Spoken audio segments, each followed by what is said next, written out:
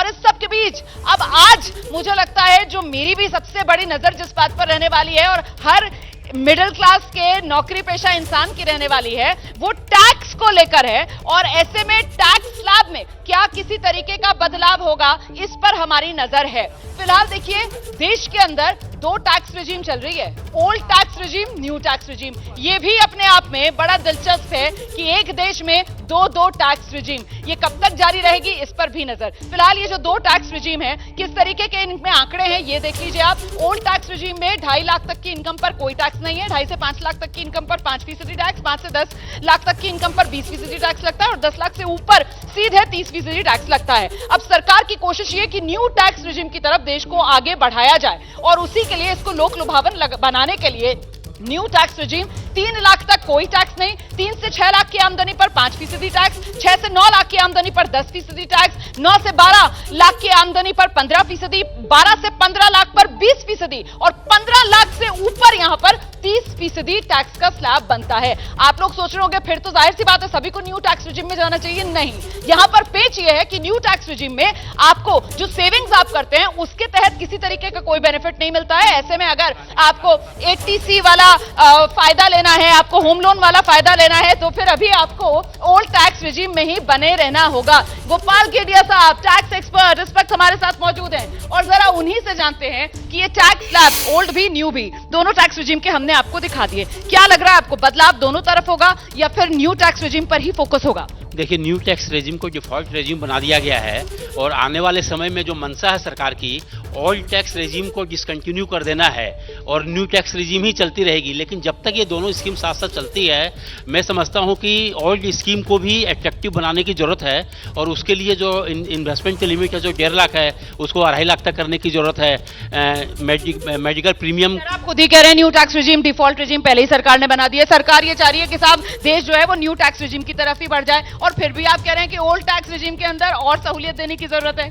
विरोधाभास नहीं है? जब तक दोनों साथ चल रही हैं, लेकिन सरकार की मंशा है कि ओल्ड स्कीम को बंद कर दिया जाएगा आने वाले समय में और न्यू स्कीम को ही चलाया जाएगा। ये झटका अभी तो नहीं लगने वाला है, मतलब क्योंकि ये अंतरिम बजट है और लोक लुभावन बजट को रहना है तो अभी तो दोनों टैक्स रिजीम चलेंगे। देखिए, लोगों के जेबों में थोड़े ज्यादा और पैसे डालने की जरूरत है जो कि आएगा ही आएगा, चाहे वो 1 लाख रुपए हो चाहे वो 50,000 रुपए ही हो। और वो एक कर में रियायत जैसे जो टैक्स डिडक्शन की जो रियायत मिलती है उसी से आएगा, क्योंकि इस वक्त एक फील गुड फैक्टर की जरूरत है और सरकार चुनावों से पहले चाहेगी कि जो मध्यम वर्ग है, जो मिडिल क्लास है, जो कि टैक्स पेइंग क्लास है, वो थोड़े और पैसे उसकी जेब में हो। जय श्री राम वाले माहौल में संदीप, जय श्री राम वाले माहौल में थोड़ा माहौल बम बम वाला भी हो जाए और इसीलिए वो बम बम वाला माहौल तब होगा जब जेब में ज्यादा पैसा आएगा। जेब में पैसा ज्यादा तब आएगा जब टैक्स के अंदर कटौती होगी। पहले आप ये बताइए दर्शकों को, न्यू टैक्स रिजीम या ओल्ड टैक्स रिजीम, आप कहां पर हैं? मैं पुरानी टैक्स रिजीम के साथ हूं बिल्कुल। और गोपाल भाई की जो पशोपेश है, कंफ्यूजन है और भले मानस हैं जो ये कह रहे हैं कि न्यू टैक्स रिजीम को डिफॉल्ट ऑप्शन बना दिया। न्यू टैक्स रिजीम में जो मुझे एग्जेम्पशन मिल रही है, मुझे ज्यादा खर्च करना पड़ेगा। मैं अपने भविष्य की लाठी के लिए इन्वेस्ट कर रहा हूं, उसमें मुझे कोई रियायत नहीं मिल रही। Correct me if I am wrong. तो मैं पुरानी पेंशन पुराने टैक्स रिजीम पर कायम हूं और उसी में रियायत और बढ़ानी चाहिए। आदमियों को जेब में पैसे चाहिए, आमदनी बढ़ नहीं रही है और अगर मुझे कर में रियायत नहीं मिलती तो फिर मैं खुश क्यों होऊंगा? पूछ लीजिए गोपाल भाई से। बिल्कुल, उससे पहले शुक्ला जी कुछ जोड़ना चाह रहे हैं। राकेश जी, देखिए, टैक्स पेयर को छूट देने से सरकार को क्या फायदा होगा? कोई फायदा नहीं होगा। वोटर तो वो है जो टैक्स नहीं दे रहा, वो वोट देगा तो उसको फायदा पहुंचाएंगे कि टैक्स पेयर को फायदा पहुंचाएंगे? तो एक छोटे पॉकेट को फायदा पहुंचाने की बजाय हम नींबू हैं, हमें निचोड़ते रहिए, बाकी लोगों को पकड़िए। नहीं है, बाकी ये है नेट को जो सबसे ज्यादा वर्ग है उसको फायदा पहुंचाएगी, उसी को फायदा पहुंचाने की सारी 6 करोड़ होते थे, अब 8 करोड़ हो गए। बस उसमें भी जीरो रिटर्न फाइल करने वाले कितने लोग? तो 3-4 करोड़ लोग ही पूरा इस देश में टैक्स देने का ठेका उठाएंगे। मेरे ख्याल से ये भावना जो है इसको तो एक तरीके से मन से निकाल देना चाहिए, क्योंकि वो जो जीएसटी है तो ऐसे में इस देश में टैक्स तो कहीं ना कहीं हर कोई भर रहा है। हाँ, ये अलग बात है डायरेक्ट और इनडायरेक्ट वाला मामला। डायरेक्ट टैक्स वाला जो मामला है और वो जो इनकम टैक्स वाला मामला है, हम भी भुक्तभोगी हैं भाई, हम भी नौकरी पेशा लोग हैं। तो ऐसे में राखी जी क्योंकि महिलाओं की बात कर रही है, इनसे तो मैं आगे पूछ लूंगी कि महिलाओं को खासतौर से जो नौकरी पेशा है, क्योंकि महिलाओं पर तो फोकस रहने वाला है ना शुक्ला जी, महिलाओं पर फोकस रहने वाला है। ऐसे में नौकरी पेशा जो महिलाएं हैं उनको तो यहाँ पर रियायत की उम्मीद बनती है। कुल मिलाकर ओल्ड या न्यू टैक्स रिजीम, आपको क्या लग रहा है सरकार आज के गारंटी वाले बजट में क्या कर सकती है? देखिए, इस समय न्यू टैक्स रिजीम सरकार लाना चाह रही है, पुश करना चाह रही है, ये बात बिल्कुल सही है, लेकिन उसको पुश मिल नहीं पा रहा है, लोग आकर्षित हो नहीं पा रहे हैं। तो ऐसे में पिछले साल के बजट में न्यू टैक्स रिजीम को ही ज़्यादा आकर्षक बनाने का प्रयास किया गया और उसके चक्कर में जैसा केडिया जी ने बताया भी कि जो पुरानी टैक्स रिजीम वाले लोग हैं उनको लगा कि भाई हम तो घाटे में हैं। ये दरअसल सरकार ये भावना देना चाहती है कि पुराने टैक्स रिजीम में आप रहेंगे तो घाटे में रहेंगे। सरकार चाहती है कि लोग आगे बढ़ें, खुद चुने न्यू टैक्स रिजीम को।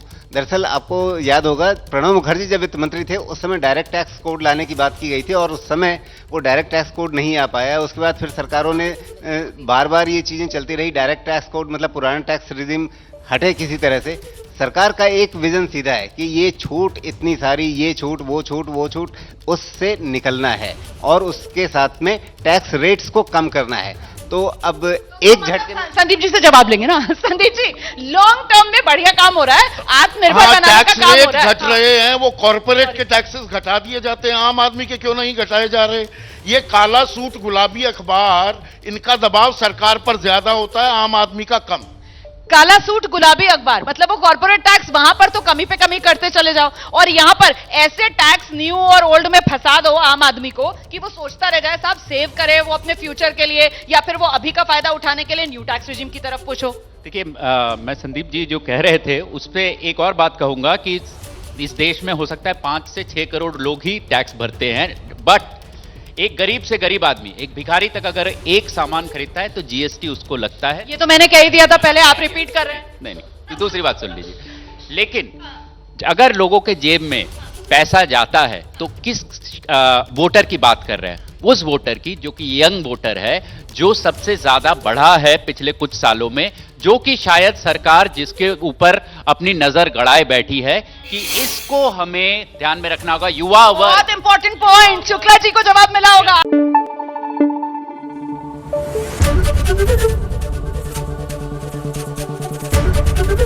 एबीपी न्यूज आपको रखे आगे।